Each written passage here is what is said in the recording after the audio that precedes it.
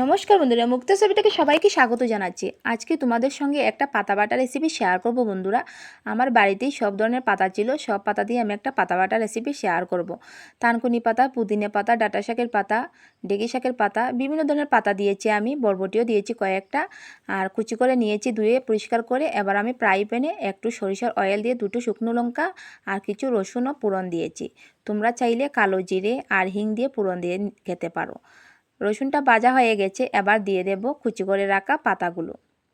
এই পাতাগুলো বাটা অনেক সময় খেলে শরীরের বিভিন্ন ধরনের রোগ জীবাণু দূর হয়ে যায়। আর বিভিন্ন ধরনের পাতা কিন্তু সব সময় বাচ্চারা খেতে চায় না, এইভাবে বাটা রেসিপি বানিয়ে দিলে খুব সুন্দর খেয়ে নেবে।